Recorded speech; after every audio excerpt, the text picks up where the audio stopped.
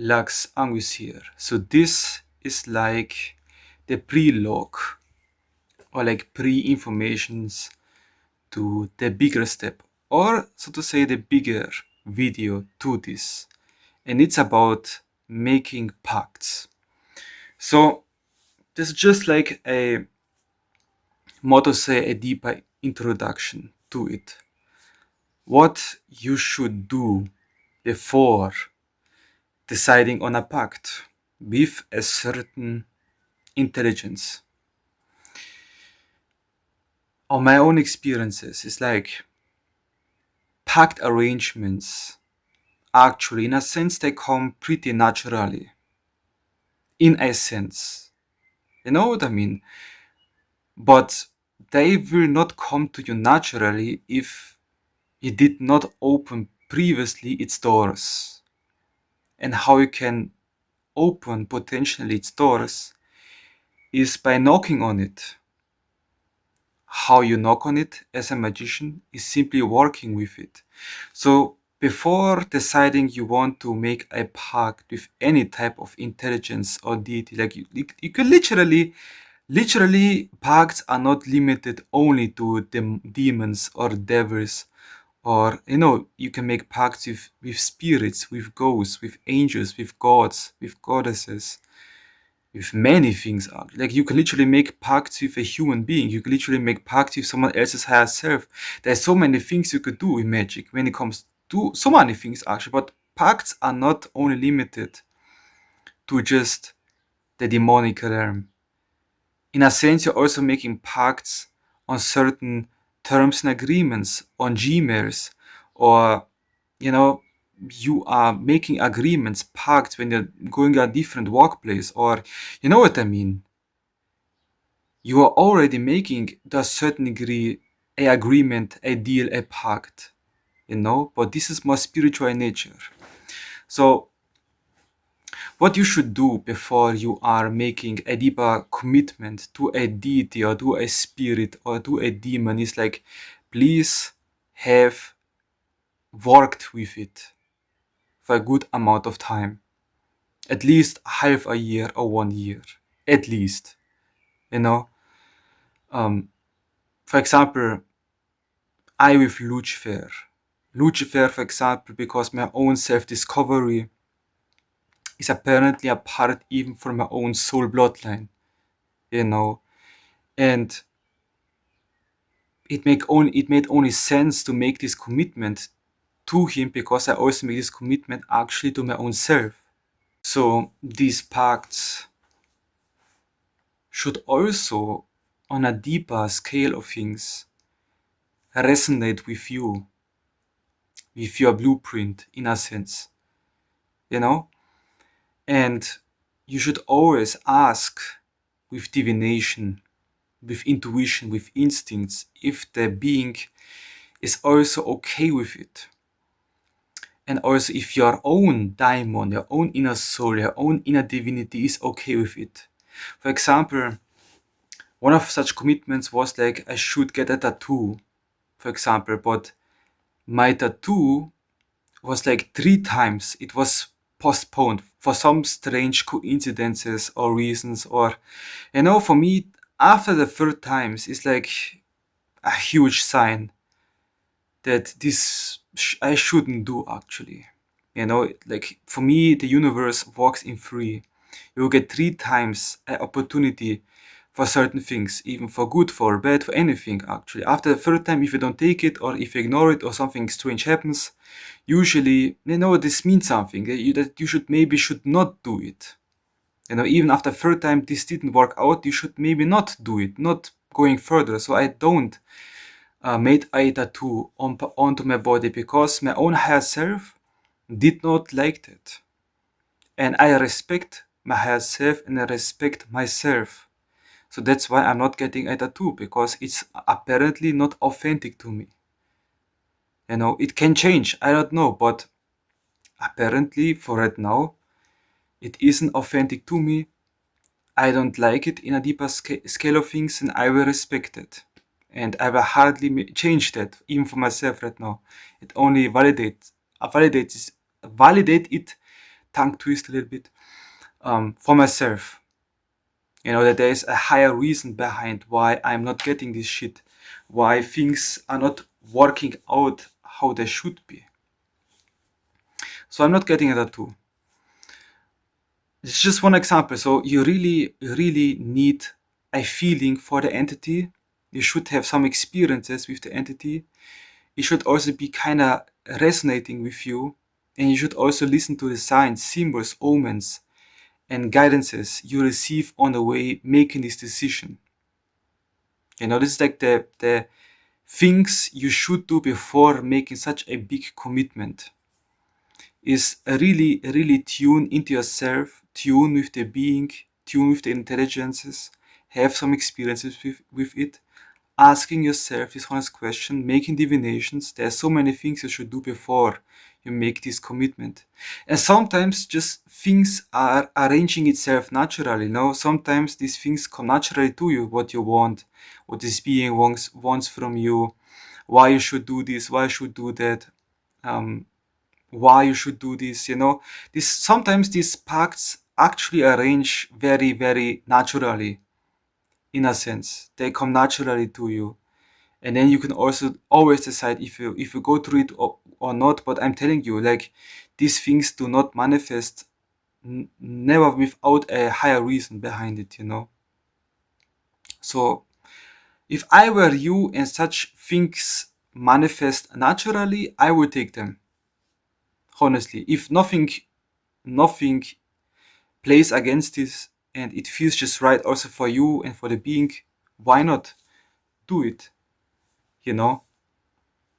And yeah, if this happens naturally. If not, if you really want to make a specific pact with a specific entity, you should at least work with the entity, asking yourself, attuning yourself to it, and then asking very crucial questions: if this will work out, if this will not work out, if it's actually authentic to me.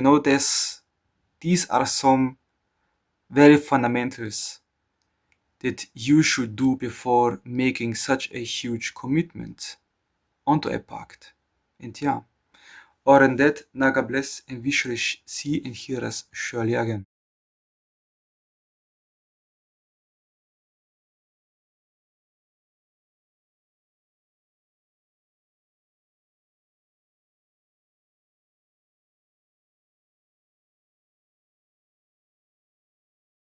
Lux, Angus here. Today will be a very, very essential and crucial topic about, especially about initiations.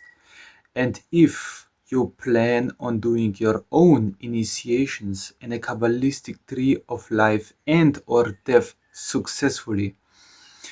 And this is a very, very important tool to have established within you. And these are pacts, but not any other pacts. And as always, I'm only giving you what has worked for me and by my own observations or by other people also. You know? You know. And also of my own experiences, very important. So I can also validate it, that what I'm talking also worked for me. And it is pacts. First, let's go like in a nitty gritty. What are pacts? Pacts are basically, in a very, very rough manner, a dedication to an higher intelligences for something higher that you want to achieve with them or with it.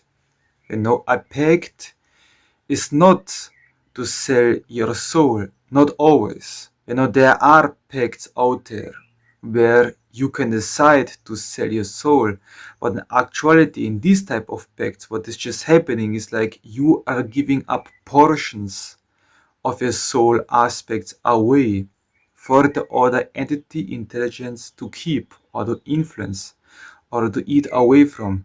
because the soul in its nature is actually infinite, that this spark is infinite, but also can be destroyed, because before a soul there is ether.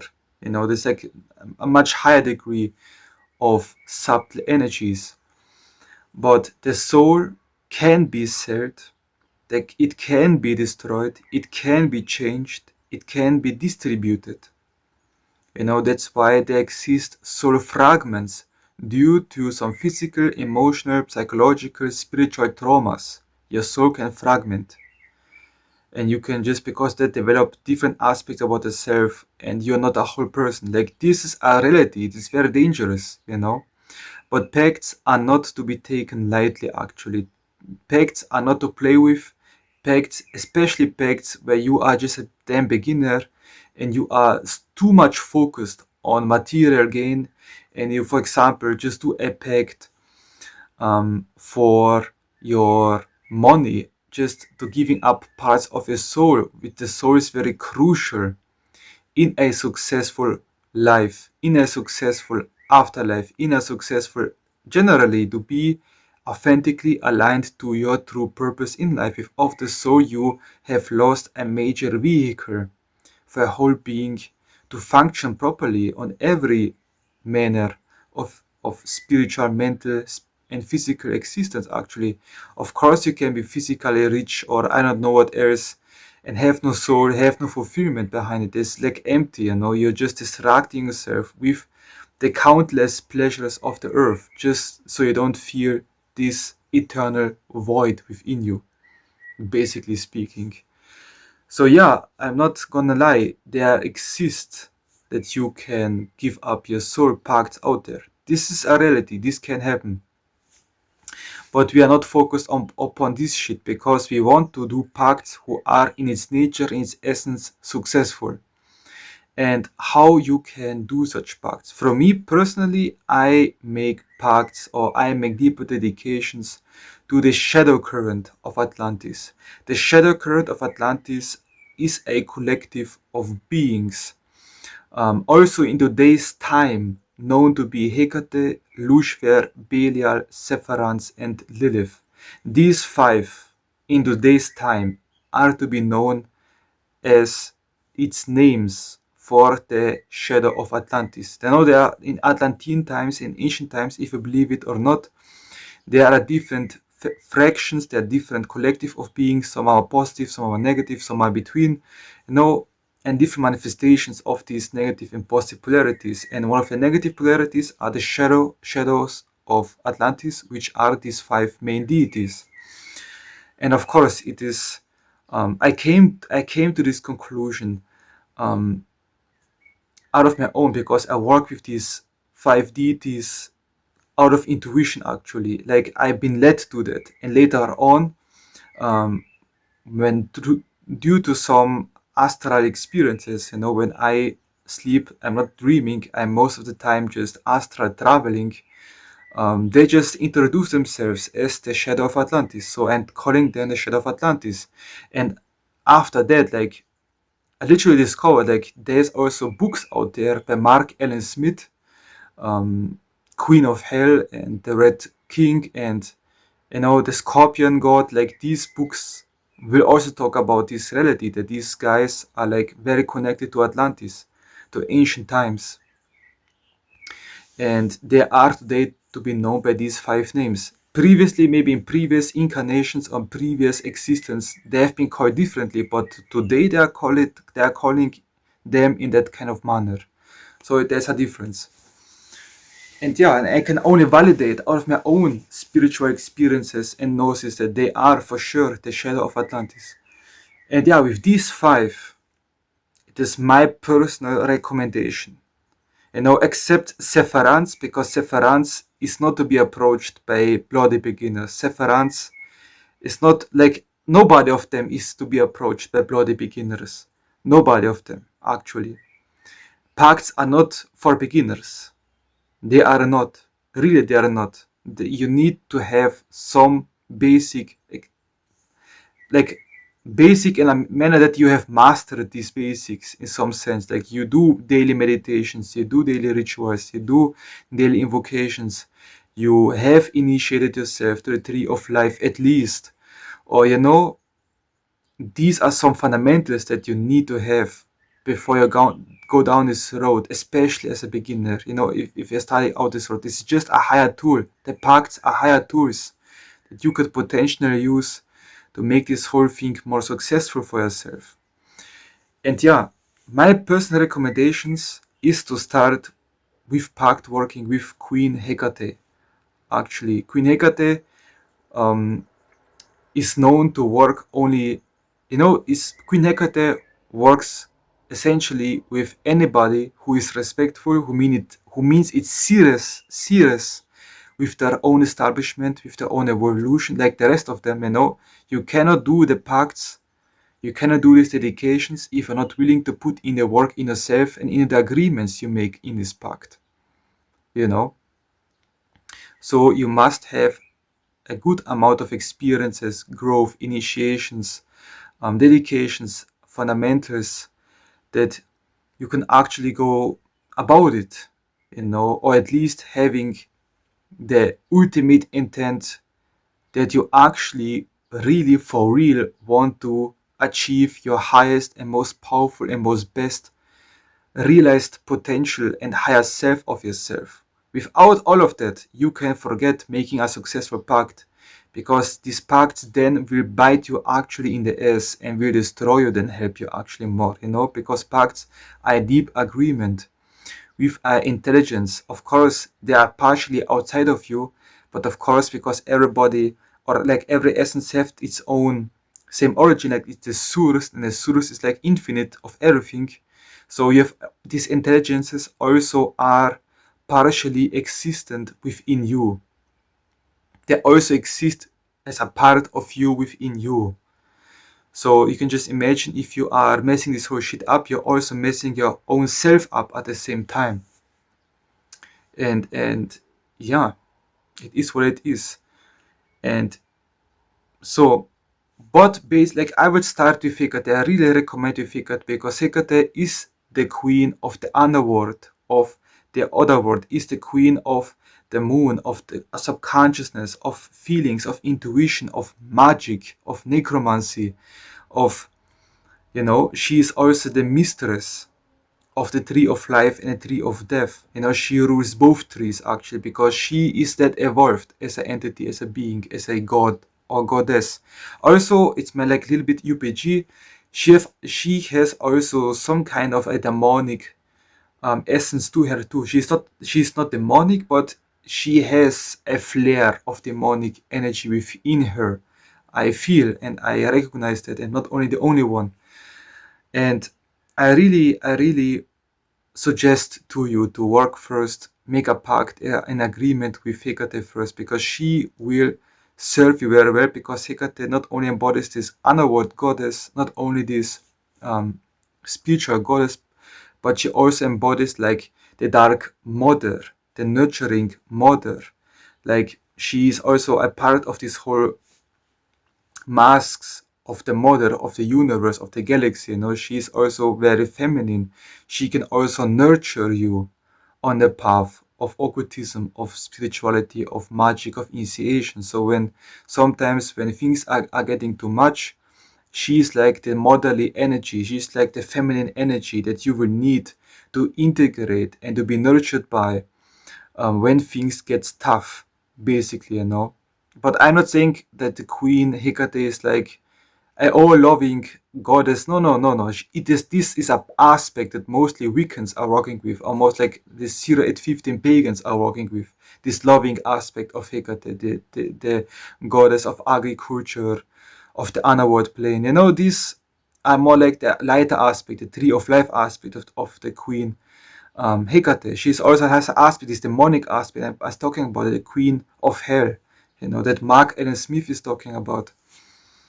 And these both aspects are also very Luciferian nature, actually. So I really recommend her, because if you are a black magician or a Luciferian or someone who goes more these darker roads, she embodies essentially both parts, this light aspects, loving, nurturing mother, and also this underworld, badass goddess, who rules the dead, who rules also the clipots, the tree of death, who has like hellhounds at her side, and can be also very wicked in her race.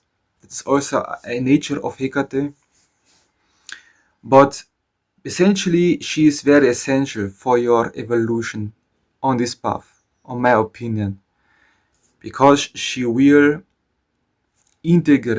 help you integrate, and help you explore your own subconsciousness, your own underworld, your own hell, basically, that you've created for yourself. And you will learn by integrating it, experiencing it, healing it, to use these so-called hellish powers, the clipos, for yourself.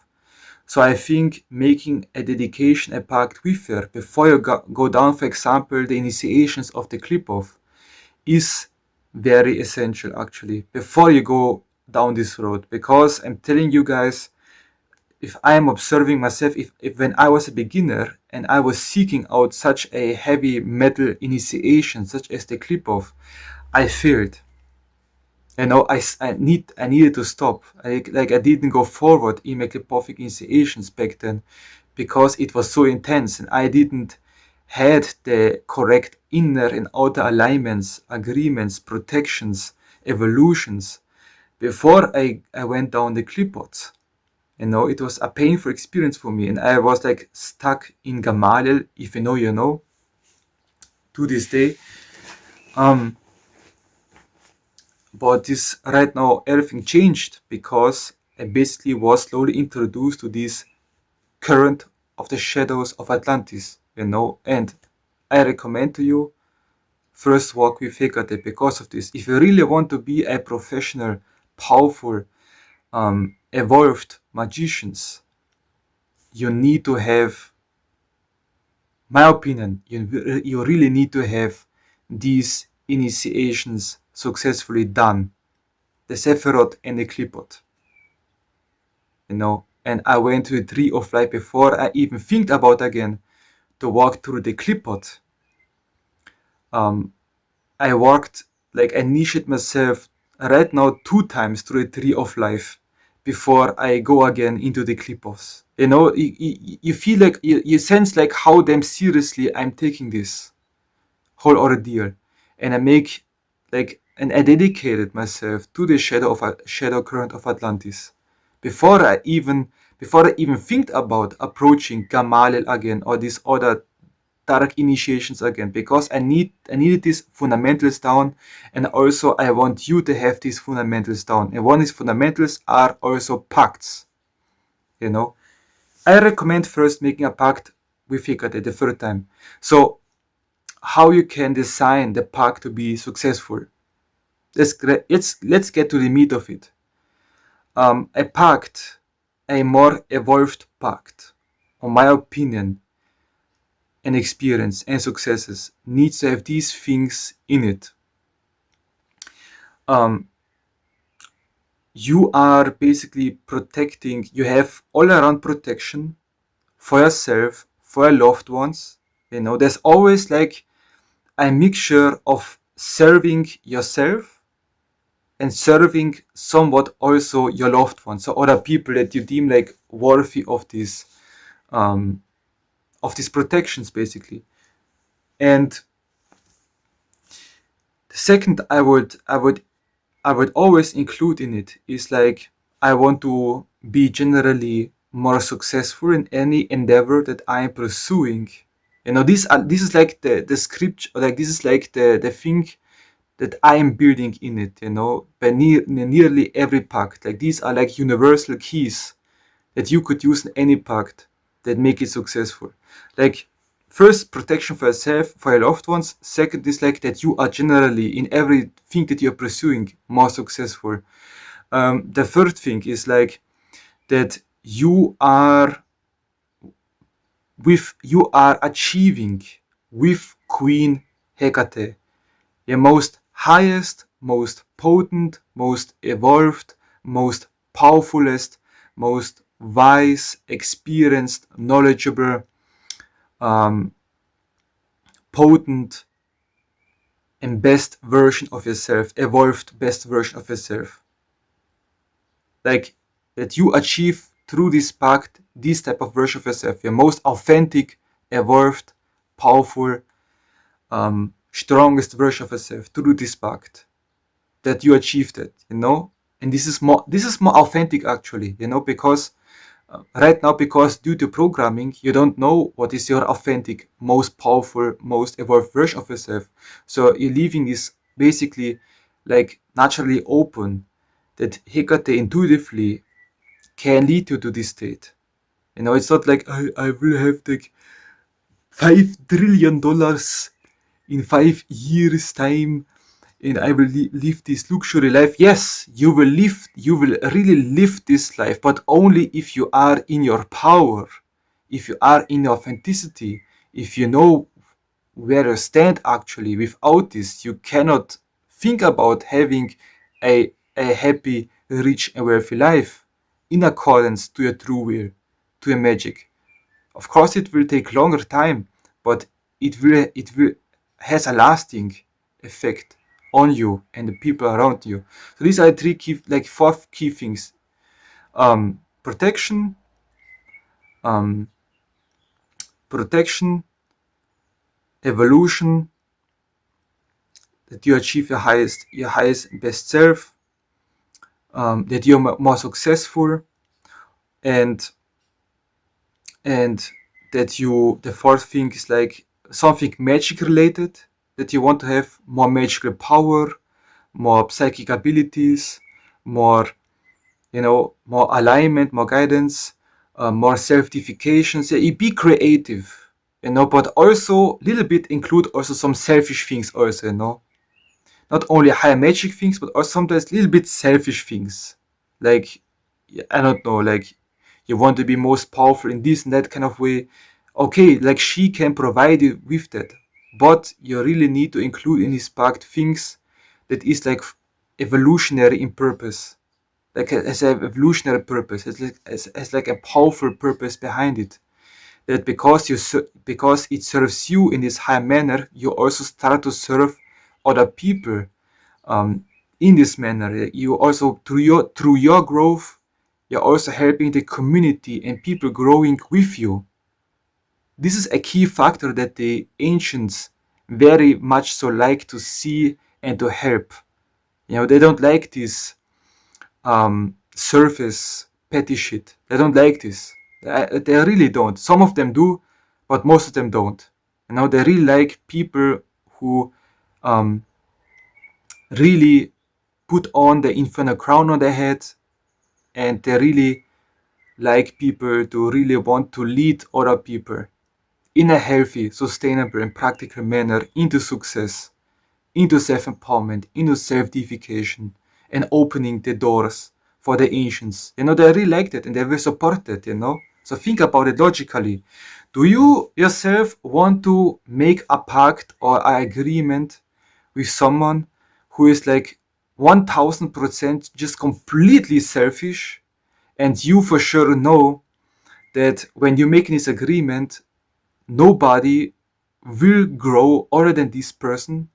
Of course, this pact will most likely be focused upon me, but I also include that through my growth and through my gaining of my ability, I will also be able to help the people who are important in this community, who are important on this earth, and who have potential essentially.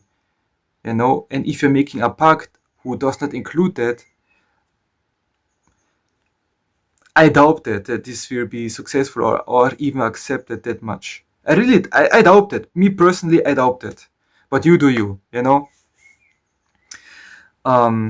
it can work, but I suspect it wouldn't be that powerful how you expect it to be.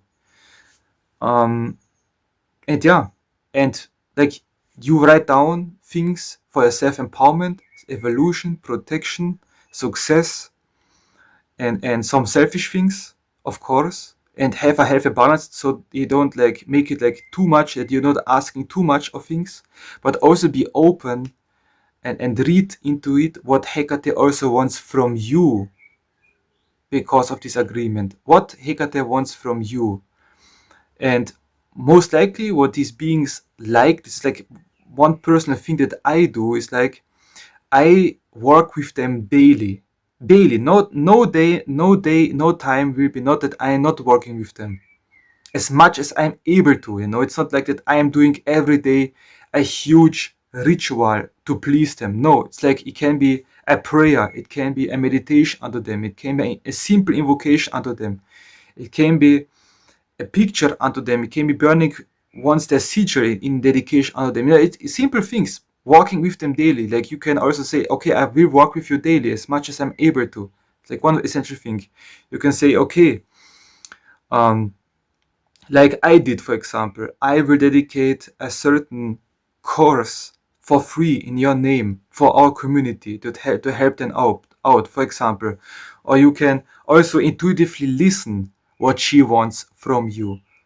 You can also intuitively listen what she wants from you. When you feel like, okay, she wants from you one times a month a water sacrifice or candle sacrifice, do that.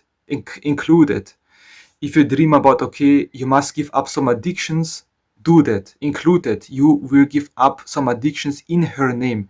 If you feel like, okay, you have some aspects about the ego, about the self that is not serving you and is not serving the whole big picture of this world, you can just say, okay, help me to make these things clear about myself, conscious about myself, and help me to let them go in your name.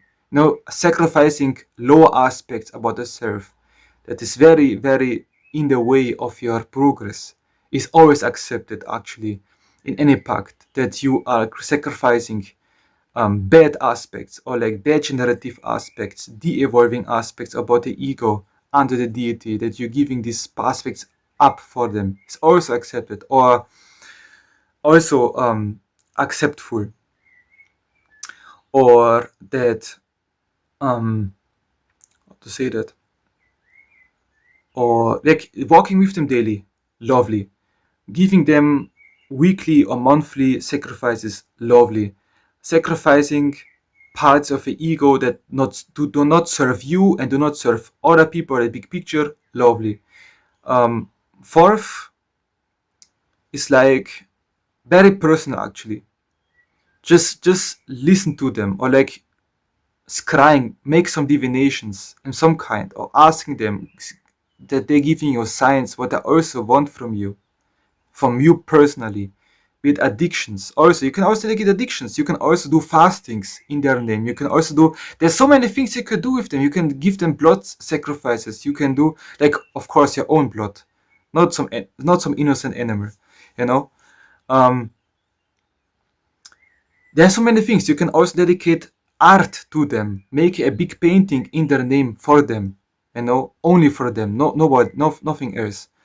Also, when pact agreements, also very important. If you really, when you want something from the deity, it's also very important to include that you want all of their powers, all of their characteristics, all of their essences, qualities, characteristics, energies, powers, evolutions, elevation, ascension, advances, improvements, developments of masters, excellence, certifications, all of their wisdom, knowledge, insight, gnosis, and guidance into your own self. That you taking this energy into your own self. Like, this is something that you want. You want the powers of Hecate within you established. You want the powers of Lucifer within you established. You want the powers of Sephiroth, of Belial, of Lilith within you established. This is also very important to state that in your pact. That you actually absorb, integrate, activate, and actualize their aspects within you, your whole being also. Because you need these aspects to successfully initiate. Of course, it's not always the case, but I highly suspect that you really need, from dark deities or from darker gods or goddesses, established aspects within you before you initiate into a dark initiation, such as the clip off. I really think like that. And of course, the clip of will also cause you to deify yourself, to become your own type of god. That is very true. But to be honest, in our today's state, on our spirit, and our soul, in our body, it's very unlikely that you will do that without any supernatural help. If we're being real and honest and on the ground. Even of my own, like I did only on myself 2 damn spheres, without a pact, and I was done. So we must be real, we must be really real. And this is like a rough structure, how you should do the pact. But let's get to the next how you actually arrange the pact. What I like to do is basically I'm not taking a 0 8 15 paper, which is also enough, but I'm really taking a paper like that is very very big, very big like this, and I'm writing on it like the date that I have right now, like on the left side I'm writing, like left corner above I'm writing the date, what is today's time, and the right corner is like how long I want to make this dedication, like for 3 years, 4 years, such dedications, especially pacts that is intended for initiations. I do them for 4 years actually, because the first 2 years you are occupied with initiation to the tree of life, and the next 2 years you're occupied to the tree of death, the clip of. If you're going down this road seriously. So 4 long years is a good number to work with.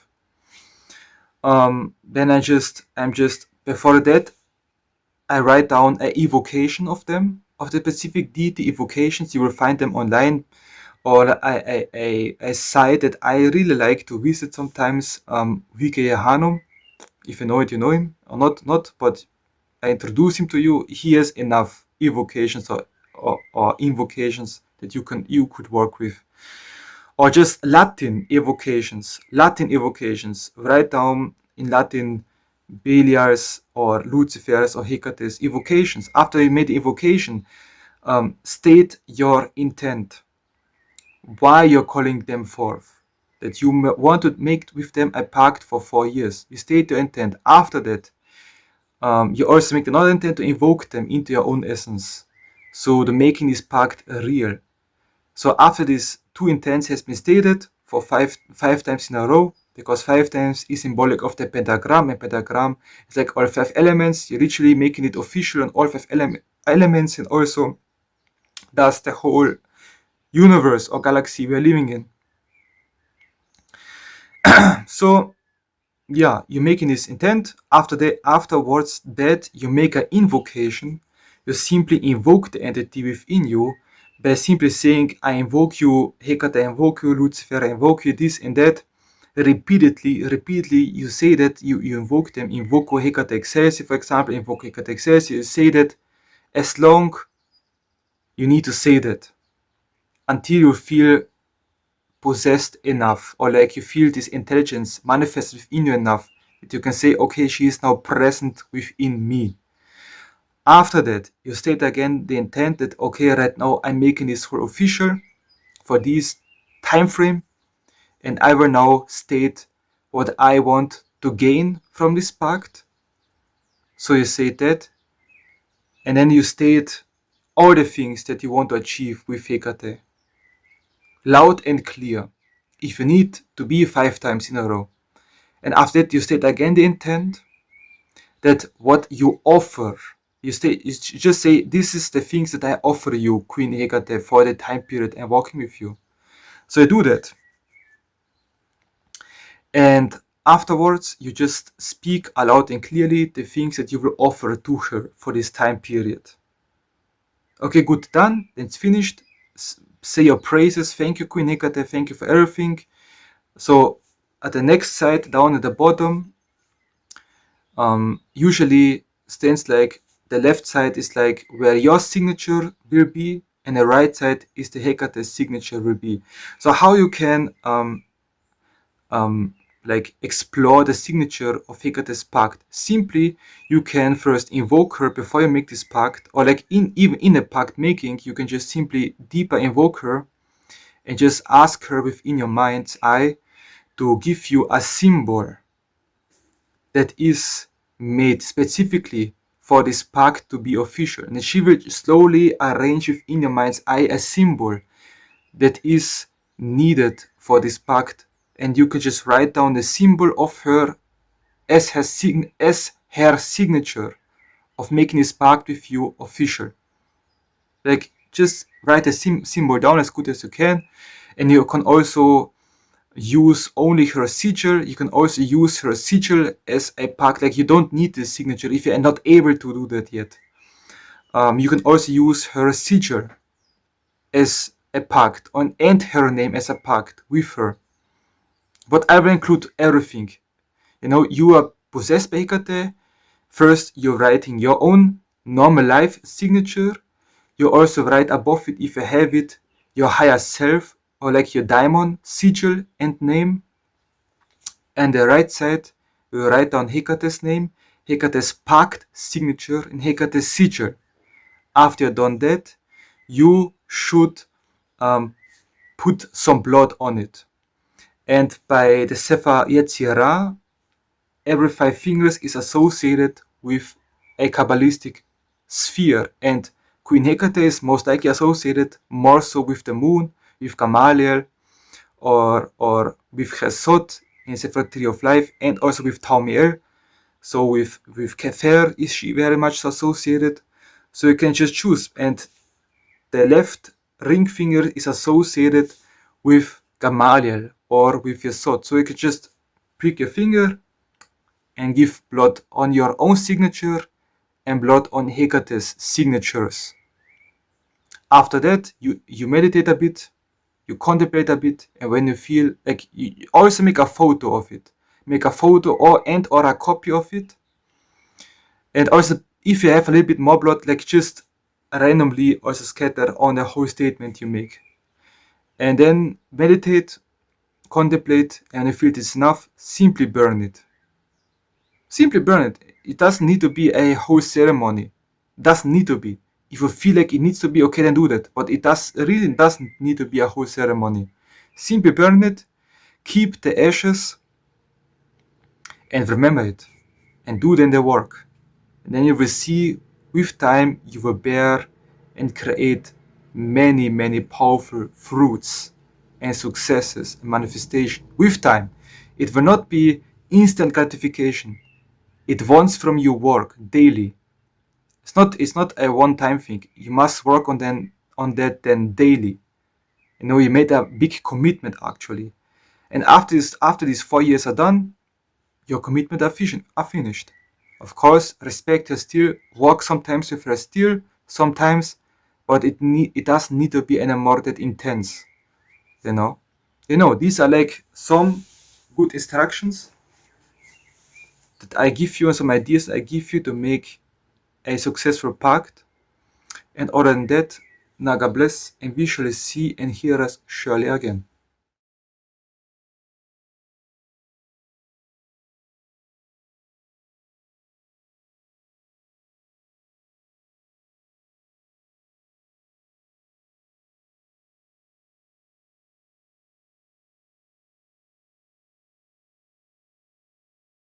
Lux. Angus here. So this is the last part of making pacts and what is important in making pacts. So in this topic today, we'll be about what should you do when you are not fulfilling your part of the end of the pact. Or like, for example, for some reasons, for some circumstances, whatever, you cannot fulfill your obligation, so to say. You cannot fulfill your thing that you have promised. You cannot, you know what I mean. And also vice versa in a sense.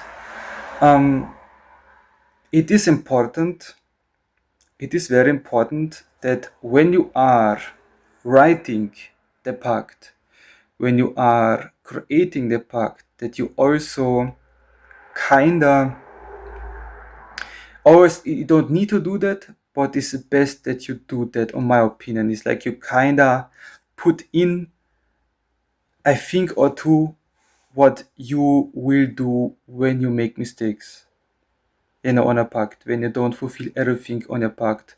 But this, so to say, reparations that you do for this pact should be something that is actually difficult to do, in a sense. Like, it's not something very lightly, in a sense. For example, you make a pact with a money deity, or money intelligence that is specialized in money.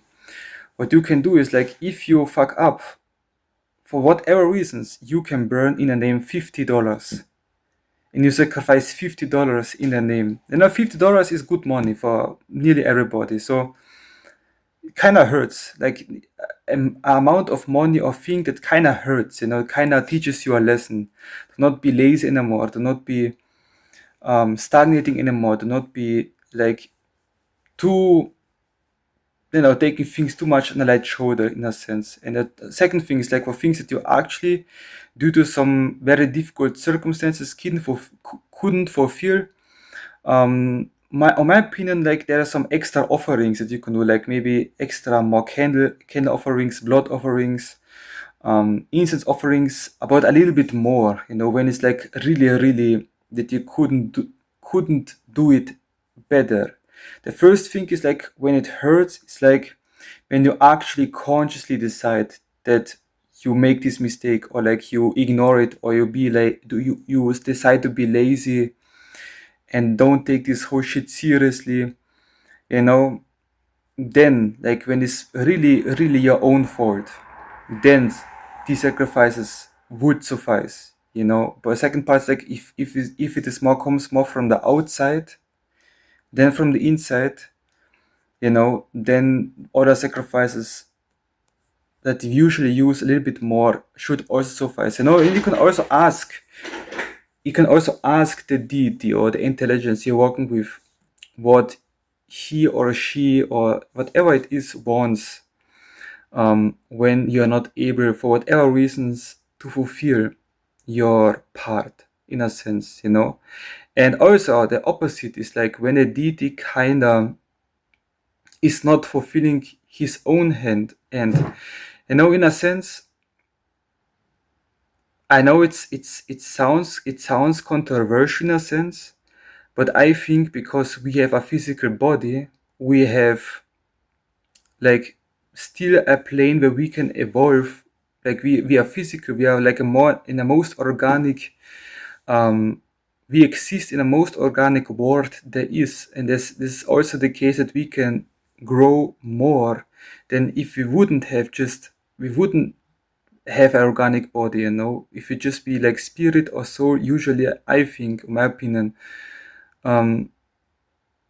like, there isn't as much pain, I think, than there is on a physical plane. And that's why on a physical plane, people will usually get more power than some transcendent being who isn't faced with this reality, so to say. And they actually want to work with us so they can also have a foothold on this earth, because this earth is very, very valuable, very, very powerful when it comes to evolutionary progress because of its difficulties, and that's why I believe these gods also seek us for this type of reason. So actually, in some kind of way, you have a little bit of higher ground, in a sense, because you have a soul that can reach source, it can reach the primal power of our world, in a sense. So when the deity kind of uses you, it kind of fools you, tricks you for whatever reason, maybe he doesn't like you as a person, or have some work ethics, or your goals, like the deity sees, like, okay, this will not work out. Then either you need to find, like, it's not that complicated how many people believe, like, we do one time a pact and everything is like set in stone and it's done. No, it's not that different than in real life. You can negotiate. You can sit down with this specific intelligence and ask them, look, I've been working so and so long with you, why I didn't have any results. And it's a continuous reflection with you and with them, what you need to work on to make this real. And the point is, you should only make this when you did reflect with them, when you did everything in your power to do your thing, to realize it on a material plane, mental plane, and spiritual plane, and still nothing's manifest, then you should really question if this is really a beneficial pact for you, and that kind of both sides must compromise then, that okay, some parts I want to have fulfilled, and some parts, okay, it's too much. Also, this can also happen that sometimes because of our own ego, or because we cannot measure these things, um, can happen that we kind of overestimate ourselves and or the deity. It can also happen that sometimes not everything can be fulfilled. And usually they will let you know, that is like too much. We should a little bit compromise, and then you should also be happy with that, better than nothing, in a sense. Yeah. So these are my opinions. When you are not like, you should really put in some things, some tools that allows you to repair when you make mistakes or when you can't fulfill some things, and also reflect with the deity if some things aren't manifesting. What you should work on, what you should look out for.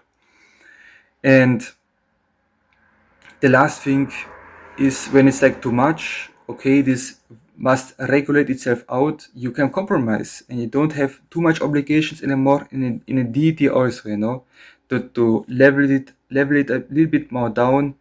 That's more practical and more realistic, more like that is applicable to a now level, in a sense, you know you know and yeah, other than that, I think that was it. Yeah. Other than that, Naga bless, and we shall see and hear us surely again.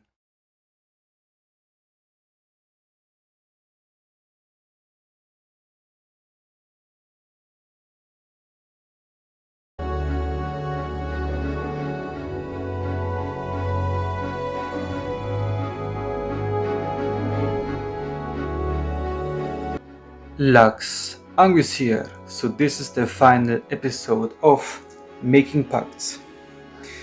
And today will be simply about one current of initiations that is very, very important to work with. Out of my own experiences and also out of my own observations, and yeah, looking upon also other practitioners and their successes when it comes to their own initiations. And this specific current of beings that I like to refer to as the shadows of Atlantis, like, who are the shadows of Atlantis? In ancient times, in my opinion, they surely has been known in other names, and that in today's time they are to be known as Hecate, Lucifer, Belial, Sepharans, and Lilith.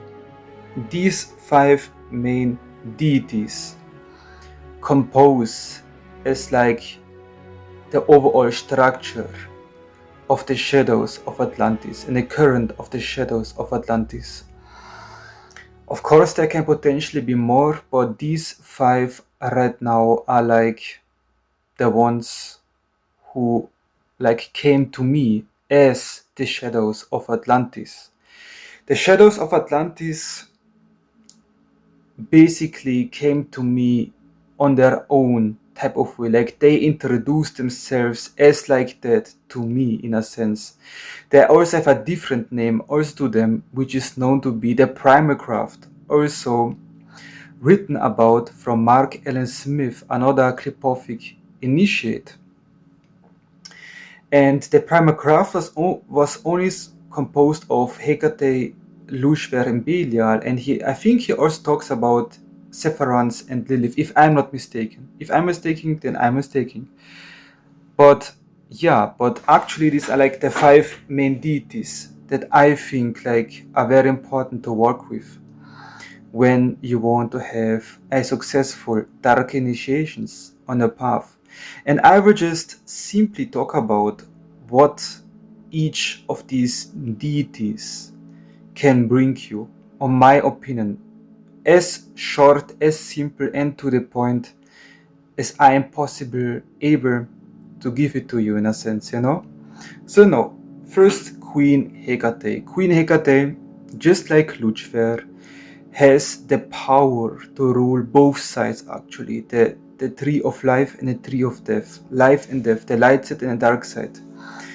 And basically working with Queen Hecate, because she's also a mask, or like not only a mask, but like a embodiment of the great mother, of the great nurturer, as like the dark mother, the dark universe, like, you know, out of old Mesopotamian or Babylonian stories, like light or creation has been made out of Tiamat, you know, the feminine, the dark feminine, the primal feminine, primal chaos has been used to form creation basically. And Hecate is one of such primal modally forces.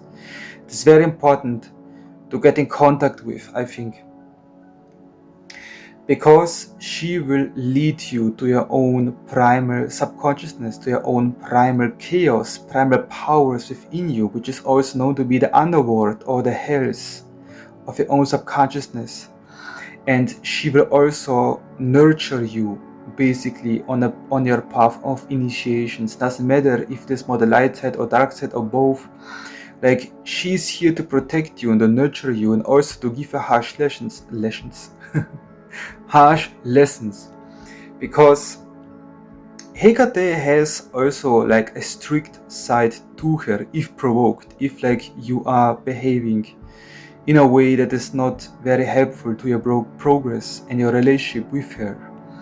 So making a pact with Hecate in a sense can bolster manifoldly your abilities to walk to your own subconsciousness, to your own subconscious feelings, to your own underworld and hell, so to say, and nurture you on the way. So if things get harsh, if things get difficult, so you don't get out of balance too much, in a sense, like you get challenged too much, you get like thrown in situations too much where maybe it's like too much for you to handle, and you could potentially be damaged through it, you know. And Hecate is like a motherly power that can help, that can give unto your protections, not only from her own auspices, from her own legions or beings, but also her own mind and emotions and own being. Like you get in tuned with your own basically dark powers in a sense, to rejuvenate and to also sometimes flow and work in the shadows, so to say.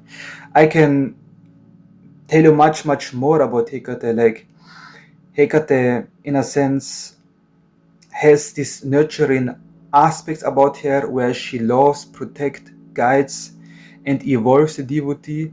But she also has like a demonic, dark aspect, which is also been brought about in the book of Queen of Hell, where she's like a very adversarial force. Like she also threw me in certain situations that were for sure very challenging. People were harsh as hell to me. Like they criticized me, criticized my ego, my being, everything. Like they broke me down and rebuilded me. You know, Hecate is also kind of this deity. Also, she can also harshly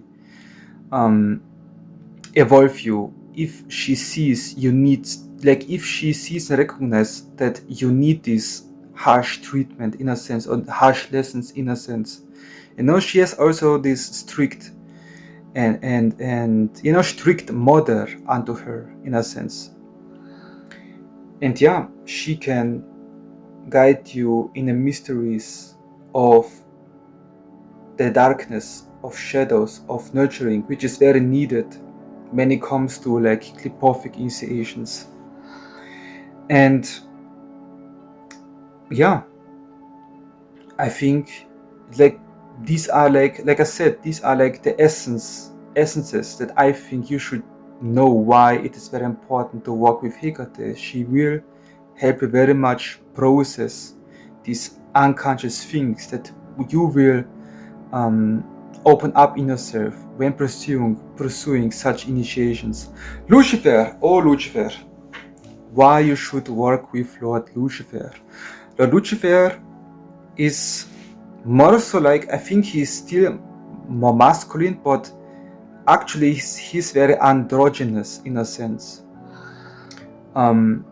He can teach you when Hecate is like polarizing this feminine, dark feminine in you, and this unconsciousness, like becoming conscious into your unconsciousness. Lucifer can be like this light bringer, like Lucifer literally means light bringer. He can be like the guiding light when you are in this deep and darkness, which sometimes are to your conscious mind, sometimes are to your feelings and perception of things very confusing, very dark, very insightful. So Lucifer can be and is the shining light that illuminates and transmutes this darkness into the dark light. It's a different kind of light. It's a light emanating from the mysteries, unveiled in a sense. Lucifer can teach you and guide you and help you and empower you to unveil, make this darkness into light, into consciousness, into power in a sense. He can teach you to use the powers of the conscious, of the light, with the subconscious, with darkness as one, and to produce energy, to produce light, to produce power in a sense. Like Lucifer can teach you high technologies of the soul and soul development and soul deifications in a sense, and technologies of the soul. I think Lucifer is very, very masterful when it comes to that. And he can grant you also the abilities in a sense, because so many people in a sense, be it in the industry, be it, is some more old school Luciferian sects and everything, that like people literally are selling their souls to him in a sense, and mostly for not good reasons in a sense. And if Lucifer sees like a person who actually does not sell his soul, but actually wants to make an agreement with him for the purpose of reaching your own highest illuminated and empowered self, he's very keen to work with you, because if the people who work with him reach their own highest potential, he himself also reaches highest potential, which is Surus aspects, the primal power aspect in a sense, And when he helps such individuals to reach it, and he sees you have the potential to that, not only will you greatly benefit from it, but he will also greatly benefit from it. So, yeah, Lucifer will teach you a great amount of like more the left-hand path side of balance of things, of this darkness and light in a sense. But that doesn't mean Lucifer in a sense isn't like this lovey-dovey kind of fatherly figure. He can be, but in actuality what he does is like, of course he picks you up, or he comes to you when you are like in your darkest moments, and also can lead you in the darkest moments, only for you when you think like, when you are in despair, or like when you are like literally breaking down, or letting go of the old self, old shell of you.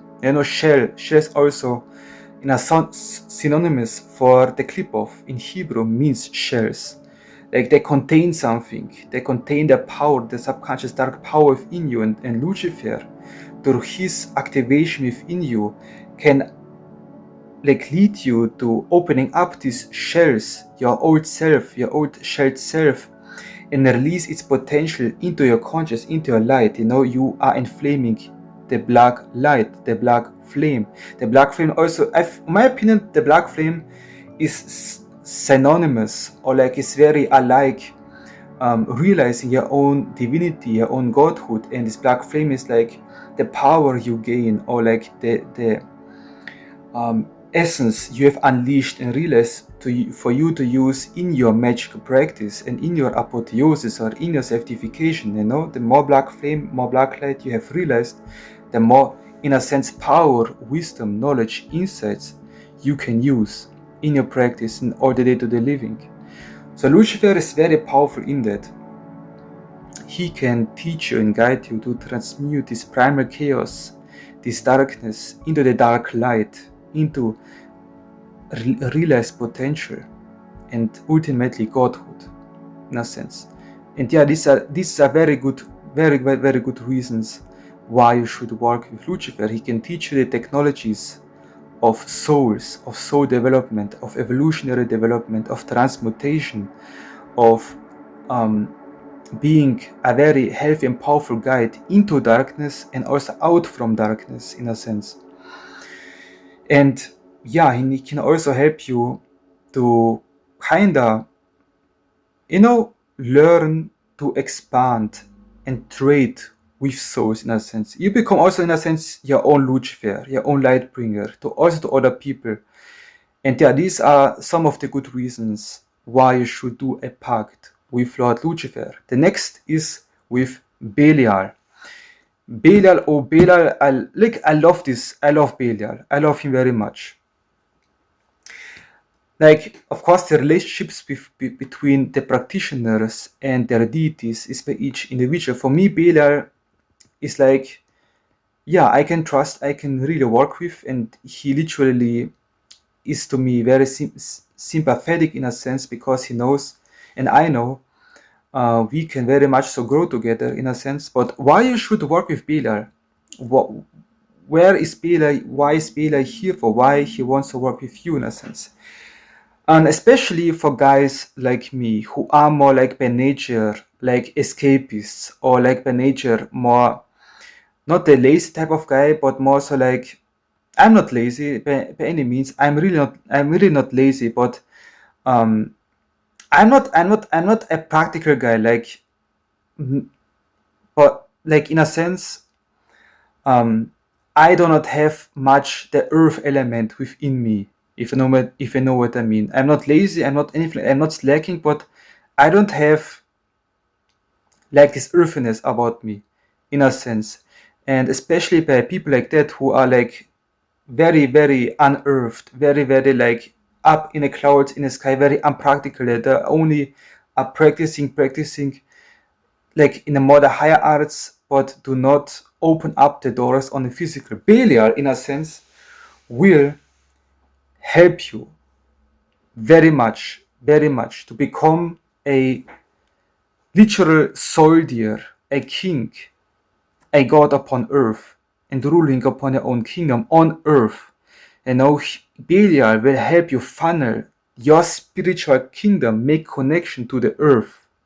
He will help you also expand your spiritual kingdom on earth. He will teach you to be responsible, disciplined, self-reliant, and powerful in a sense, as a warrior and a warrior king, to rule the earth, in a sense.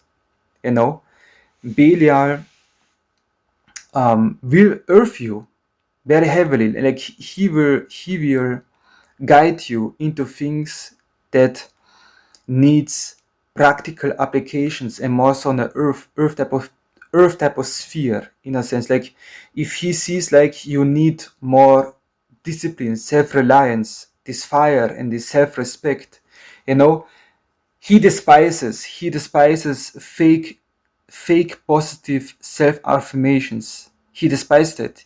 Like, he knows this shit doesn't work. What does work with Belial is, for example, you say, okay, I'm rich this, I'm rich that. But what Belial does is like he grabs you by your damn shoulders, like, and puts you to them work. Like, he manifests for you opportunities for you to finally put in the work that finally can make you rich. And then you can say, I'm rich.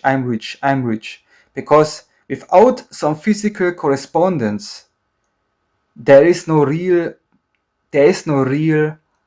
positive, authentic self-affirmation, self-programming. You need to have a physical correspondence to your self-programming. Like, Belial is like this general, this super trainer that trains you to connect and to work with both realities, or both spectrum, the earth and the spiritual reality, and kind of working with him, it was for me like that, helps you to get your gas on the ground. Like you can be like the most fastest, you can be the most fastest car in the world, in the universe, but if you don't have the ground, the earth beneath it, it goes nowhere, you know.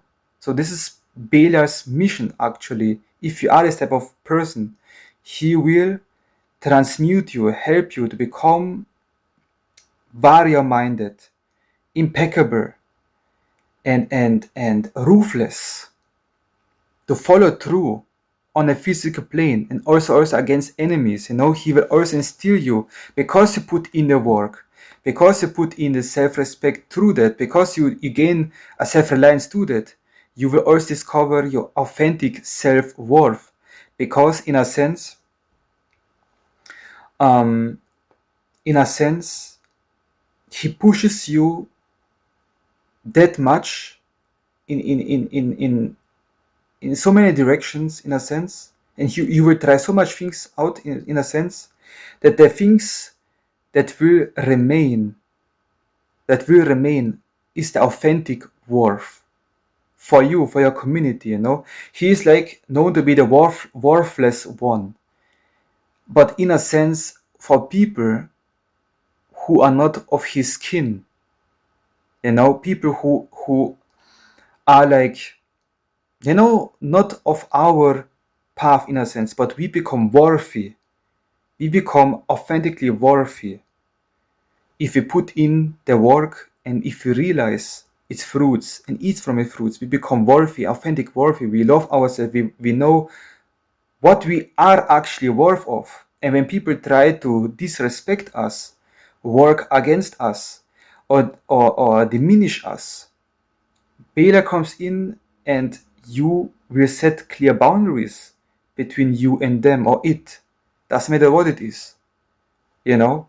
He will teach you proper self-worth, even though he's not to be the worthless one, but the worthless in a sense, you know, for the people who are kind of giving away their potential freely. You know, we don't have time for people who are like mindless sheep, mindless servants for anything and everything.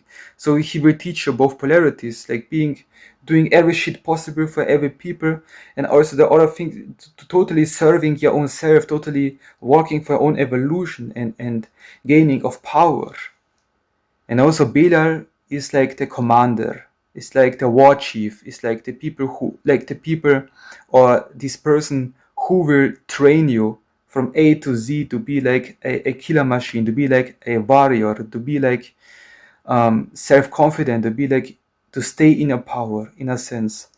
But doing so, that it is authentic, you know, all this fake shit, all these things that actually are not serving you on your path, on your self-devication. He will push that to an extreme that this will fall off, and what will remain is only for your highest good and benefit. So there will be two extremes that you can expect, being worthless and being worthy, on my experience. But yeah, these are some very good reasons why you should make a pact and work with Belial. The next reason, severance. Honestly, severance, with all of my respect, you shouldn't approach severance immediately. She should approach you in a sense. Of course, you must knock on the doors, work with her occasionally, but honestly, making a deep commitment with her, because she is one of the first created deities out there. You know, she is one of the purest dark and purest light, in a sense. She's literally one of the first creations, and you can expect that she will be very, very harsh, because she is not very humane or human-like. You know, I don't think she understands that much or that deep the human drama, in a sense. She is a very harsh teacher that not many novices or even adepts can handle. She is very picky with what kind of people she works with. With Seferans, kind of depends on her and also your own level, if you are able to work with her. And with Seferans, on my own experiences, honestly, I did have some experience. Like, I did very heavy vampiric workings with her. Like, she can help you with that. But with Seferans, honestly, it's like a very personal relationship. Why you should work with her? It's not that you must work with her to successfully initiate, but having her energy present within you, or her guidance sometimes within you, and her challenges sometimes have mastered, can get you very far, actually, if you can do it successfully. But she is not to be approached by novices or by beginners. She approaches you and you are ready, and she will give you clear signs when you should work with her. She can help you. What I came to know about her, she's very helpful in transcending your consciousness beyond the mundane consciousness, in a sense. Because she's like so old in her being, she is so old in her existence. Like her consciousness, in a sense, is very alien to the mundane modern consciousness. So if you walk with her deeply, what can happen is you gain, or you solidify your own true will. Like, your own true will, your own will become more solidified. Like, you kind of um, break out of the mass collective, in a sense. You kind of, like, if you have read the book of, I know it's kind of far stretched right now, but if you know the book of Outwitting the Devil for Napoleon Hill, I don't think, like, he tells you, like, there is like a natural rhythm of society, of people, like, beyond 30, like, they become automaton, like, they become like robots or like zombies that is overtaking them. Like, their consciousness merges with the consciousness of the whole collective, but for real, like, they become robots, and don't have a will completely on their own anymore. Like, their own free will becomes even more assimilated after a certain point in their life, because the lack of spiritual practices or self-cultivation. So severance can deep, like, if you are like this type of person who's kind of trapped in this type of consciousness, into this group thinking, or I don't know what else, she can help you to break out of it, to become your own will, completely your own will, and to not be affected anymore by this mass consciousness, by this mass rhythm of things that holds black magicians in their ascent back. You know, she helps you break through that, to gain your own true will, to fortify your own true will, and to make it as strong, so that no matter what people are thinking or pushing, or I don't know what else against you or binding against you, you will always prevail. Your own true will always prevail, and you will always succeed, making and walking your own true path. So this is also good reasons why you should work with Severance, in a sense. And the last one, Lilith.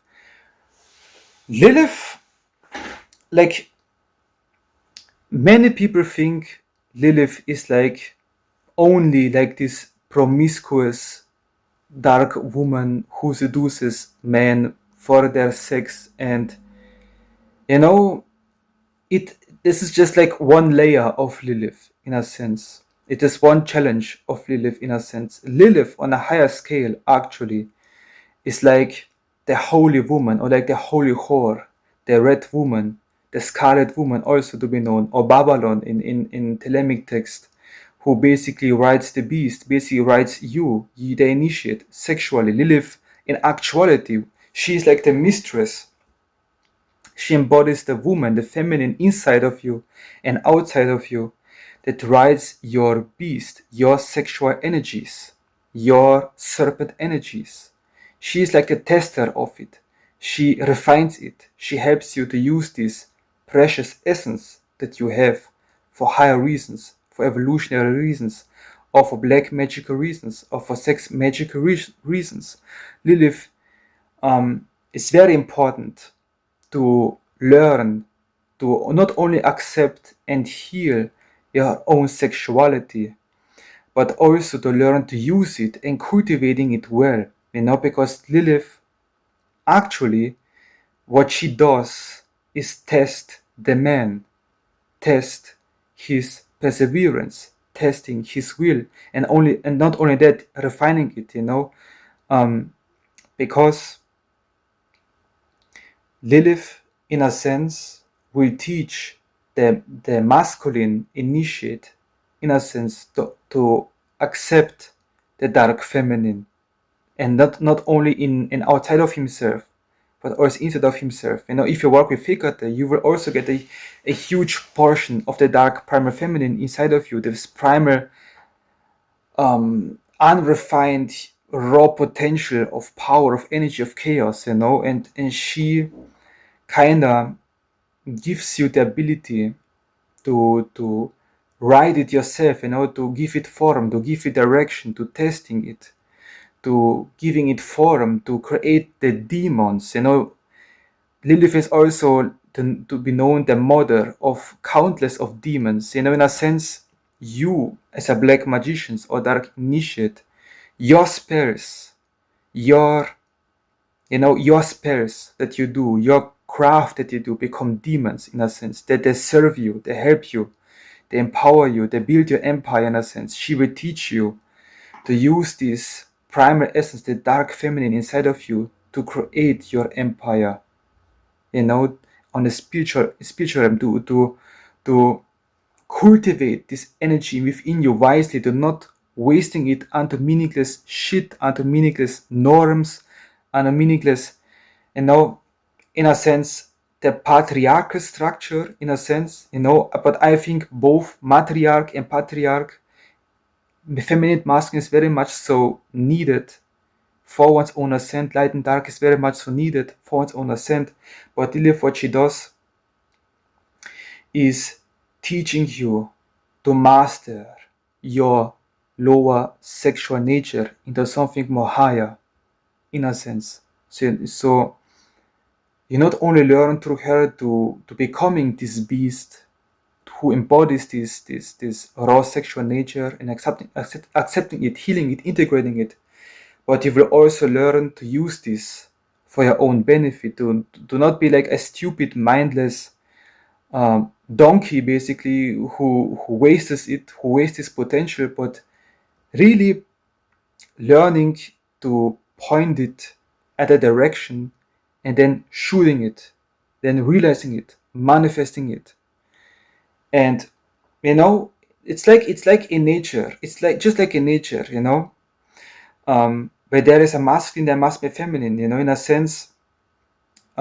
She, as a man, in a sense, she will be your feminine embodied on a spiritual plane and a material plane. When you are successfully initiating in a clip of, or have done so, like, there will be a female, in a sense, or there will manifest many females in your life that will not only test you, but also teach you, in a sense, to become also independent. Because, Lilith is also an icon of feminism, in a sense, and being independent, in a sense.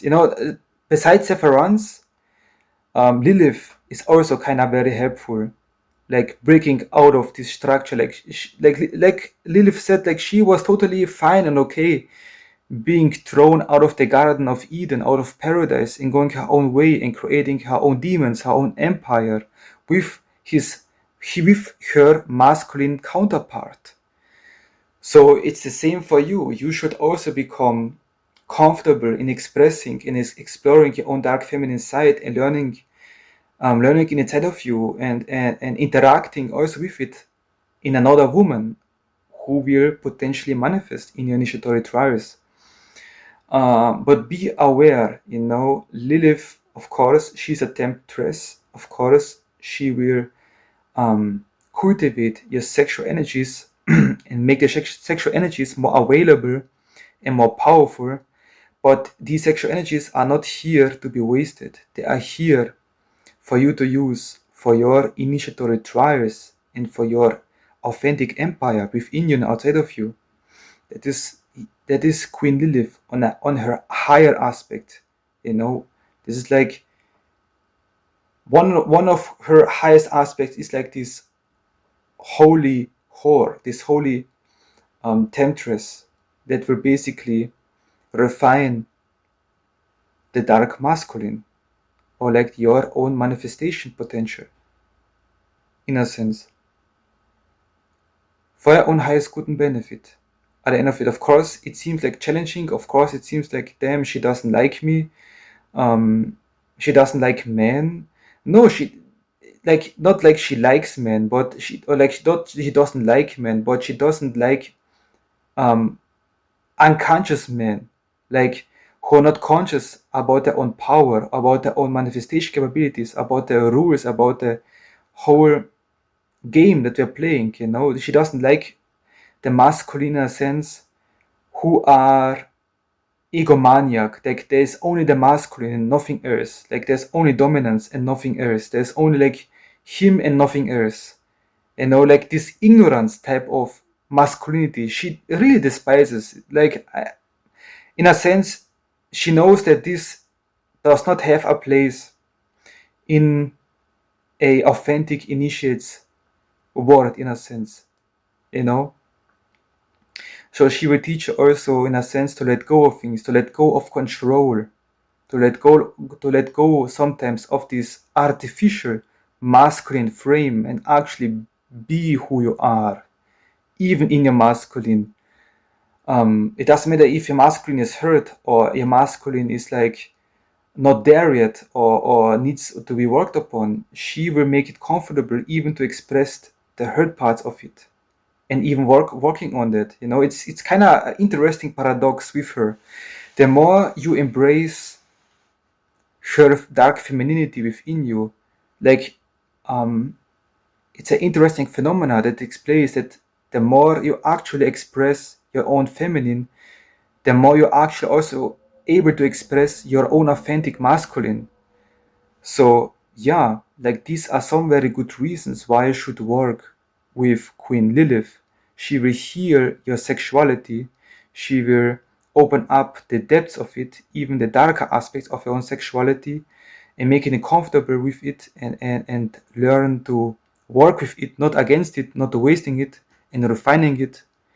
And she will basically help you to build your empire by her being like the vessel of your seed, of your magic, to birth the demons into reality. And yeah, I mean, even if you are a woman, especially as a woman, you can also greatly benefit from Lilith. And also as a man, you can greatly benefit from Lilith. She is essential in the Clipothic or the Dark Initiations, because she literally, besides Lucifer, is literally a ruler of the Clipoth, in a sense. So yeah, these 5 deities are known to be the shadows of Atlantis, a very powerful current to work with before or even in your initiations. But I would suggest to you, if you are not yet initiated into the Clipoth or want to, that you start first with the Sephirotic Tree of Life, and while doing so, working with these 5 deities. And then if you feel comfortable enough and led to, make some agreements, make some pacts with them.